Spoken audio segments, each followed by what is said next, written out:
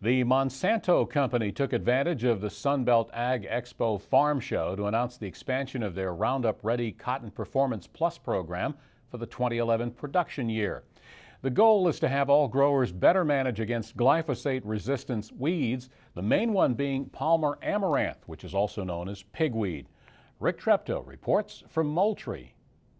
Georgia Farm Bureau State President Zippy Duvall and Georgia Governor Sonny Perdue's Ag Liaison Donnie Smith met with key Monsanto staffers at their Expo exhibit.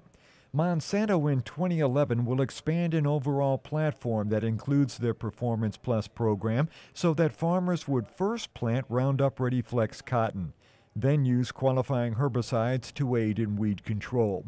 The per-acre refund goes from $12 to $20 per acre.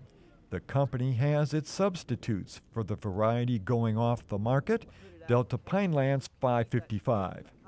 Probably the key products that we have would be Delta Pine 1048, Delta Pine 1050, and Delta Pine 0949. The Phytogen brand carries the Roundup Ready Flex, Stoneville, Fibermax, Dynagrow, Cropland are all seed companies that sell seed into Georgia that would carry our Roundup Ready Flex trait. It's become a problem for everybody.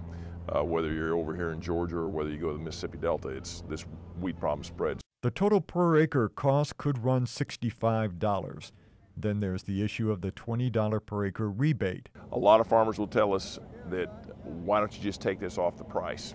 And to be very candid with you, that would be the easiest way to do this, would be just to take $20 off Monsanto's price and pass that cost savings on to the farmer.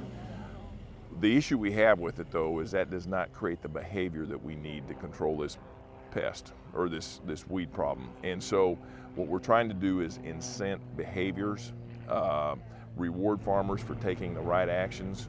Dave Rylander added they don't want the farmer selecting a variety just because they get a rebate.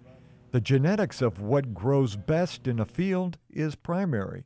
And then build your herbicide program around what will help you control those weeds.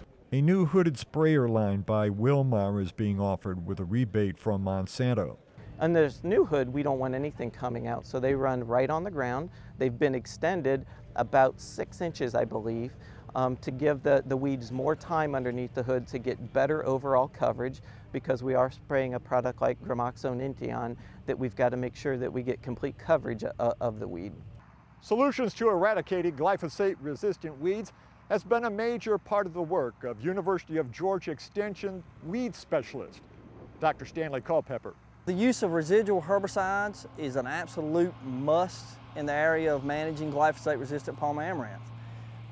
We cannot survive controlling glyphosate-resistant Palmer Amaranth without these residual herbicides. So a program like this, it won't work for all, but one application of one residual herbicide in a cotton crop basically won't get you anywhere. It is a systems approach. Georgia Farm Bureau State President Zippy Duvall wanted to see the different fields in the Sunbelt cotton demonstrations too.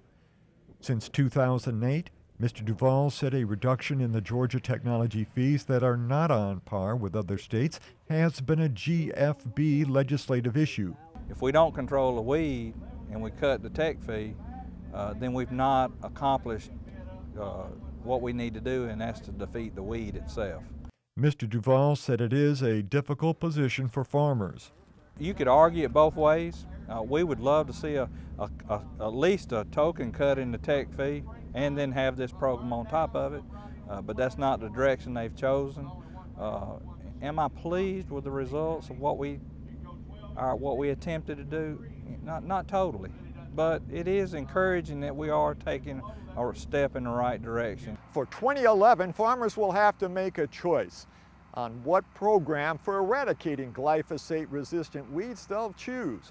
With higher cotton prices expected next year, any weed or insect that keeps yields down could mean higher profits will be lost.